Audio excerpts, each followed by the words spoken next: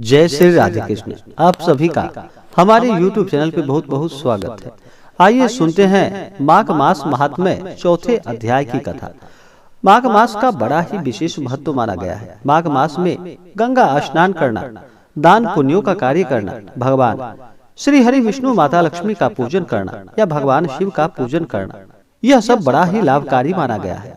इन दिनों जो भी माघ के महीने में गंगा स्नान करते हैं, दान पुण्यों का कार्य करते हैं, भक्ति भजन कीर्तन करते हैं, प्रभु नाम का स्मरण चिंतन करते हैं, भगवान श्री हरि विष्णु की कृपा से उनके सभी पाप और ताप नष्ट हो जाते हैं तथा सभी प्रकार के सुख और समृद्धि की प्राप्ति होती है। माघ के महीने में अवश्य ही गंगा स्नान करना चाहिए और उसके बाद अवश्य ही माघ मास महात्म्य का कथा श्रवण करना चाहिए। इससे पुण्य फलों की प्राप्ति होती है। तो आइए सुनते हैं माघ मास महात्म्य चौथे अध्याय की कथा। तो बोलिए प्रेम से भगवान श्री हरि विष्णु की जय, माता लक्ष्मी की जय। श्री वशिष्ठ जी कहने लगे कि हे राजा, अब मैं माघ के उस महात्मा को कहता हूँ जो कि कार्तवीर्य के पूछने पर दत्तात्रेय ने कहा था। जिस समय साक्षात विष्णु के रूप श्री दत्तात्रेय सत्य पर्वत पर रहते थे, तब महिष्मति के राजा सहस्त्रार्जुन ने उनसे पूछा कि हे योगियों में श्रेष्ठ दत्तात्रेय जी, मैंने सब धर्म सुना, अब आप कृपा करके मुझे माघ मास का महात्म्य कहिए। तब दत्तात्रेय जी बोले, जो नारद जी से ब्रह्मा जी ने कहा था वही माघ महात्म्य मैं तुमसे कहता हूँ।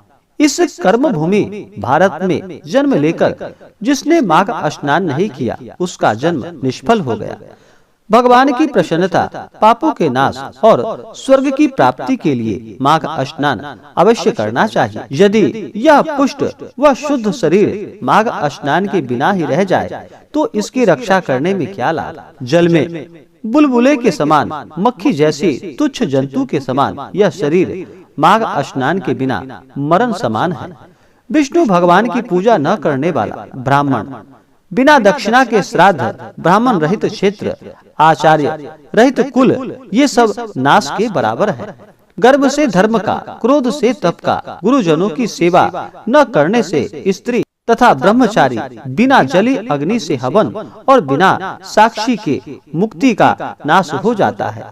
जीविका के लिए कहने वाली कथा, अपने ही लिए बनाए हुए भोजन की क्रिया, शूद्र से भिक्षा लेकर किया हुआ यज्ञ तथा कंजूस का धन, यह सब नाश के कारण है।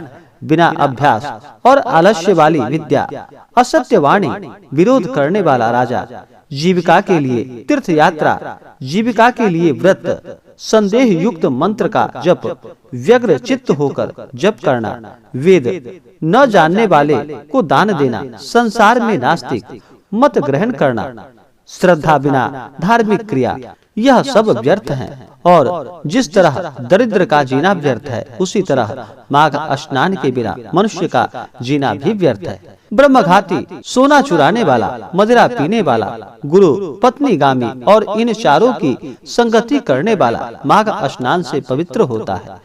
जल कहता है कि सूर्योदय से पहले जो मुझ में स्नान करता है, मैं उसके बड़े बड़े पापों को नष्ट करता हूँ। महापातक भी स्नान करने से भस्म हो जाते हैं। माघ मास के स्नान का जब समय आ जाता है तो सब पाप अपने नाश के भय से कांपने लगते हैं। जैसे मेघों से मुक्त होकर चंद्रमा प्रकाश करता है, वैसे ही श्रेष्ठ मनुष्य माघ मास में स्नान करके प्रकाशमान होता है। काया, वाचा, मन साक्ष्य से किए हुए छोटे या बड़े, नए या पुराने सभी पाप स्नान से नष्ट हो जाते हैं। आलस्य में बिना जाने जो पाप किए हो वह भी नाश हो जाता है। जिस तरह जन्म जन्मांतर के अभ्यास से आध्यात्मिक ज्ञान की प्राप्ति होती है, उसी तरह जन्म जन्मांतर अभ्यास से ही माघ स्नान में मनुष्य की रुचि होती है। यह अपवित्रों को पवित्र करने वाला बड़ा तप और संसार रूपी कीचड़ को धोने की पवित्र वस्तु है। हे राजन, जो मनोवांछित फल देने वाला माघ स्नान नहीं करते, वह सूर्य चंद्र के समान भोगों को कैसे भोग सकते हैं। इस प्रकार से माघ मास की चौथे अध्याय की कथा पूर्ण हुई। तो बोलिए प्रेम से भगवान श्री कृष्ण की जय, माता लक्ष्मी की जय। इसी प्रकार से माघ मास महात्म्य की कथा सुनने के लिए हमारे इस चैनल को सब्सक्राइब जरूर करें, साथ में बेल आइकन घंटी को दबाएं ताकि मेरे वीडियो का नोटिफिकेशन आपको समय समय से मिलता रहे। प्रत्येक दिन में माघ मास का महात्म्य सुबह 4:45 पे डाल देता हूँ। आप प्रत्येक दिन एक एक करके एक अध्याय का कथा श्रवण कर सकते हैं।